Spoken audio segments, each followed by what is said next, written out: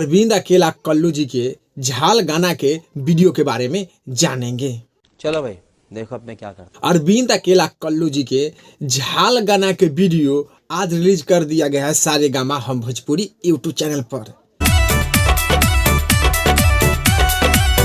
अरविंद अकेला कल्लू जी के झाल गाना के वीडियो के कहानी बहुत ही अच्छा, बहुत ही बेहतरीन बा। झाल गाना के कहानी बहुत ही अच्छा, बहुत ही बेहतरीन बा।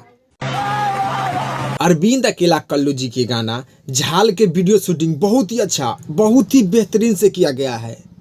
झाल गाना के वीडियो शूटिंग बहुत ही अच्छा, बहुत ही बेहतरीन से शूटिंग किया गया है। ठीक है, समझ गया। अरविंद अकेला कल्लू जी के झाल गाना के वीडियो क्वालिटी बहुत ही अच्छा, बहुत ही बेहतरीन बा। झाल गाना के वीडियो क्वालिटी A1 बा।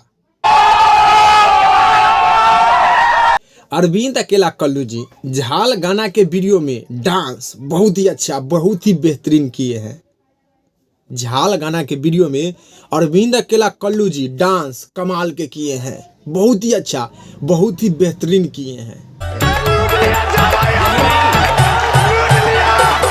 तो आप लोग भी जाइए सारेगामा हम भोजपुरी यूट्यूब चैनल पर और अरविंद अकेला कल्लू जी के झाल गाना के वीडियो देखिए और देखने के बाद नीचे कमेंट बॉक्स में बताइए कि आप लोगों को देखने में कैसा लगा। गाना के वीडियो क्वालिटी भी बहुत ही अच्छा बा, गाना भी बहुत ही अच्छा बा। तो आप लोग जाइए, गाना सुनिए और वीडियो देखिए और देखने के बाद नीचे कमेंट बॉक्स में बता दीजिएगा। ठीक है, समझ गया। अरविंद अकेला कल्लू जी के गाना झाल के वीडियो के 10 में से 10 नंबर दिया जाता है। अरविंद अकेला कल्लू जी के झाल गाना के वीडियो के नंबर 10 में से 10 दिया जाता है। Bye bye, tata, good bye, गया।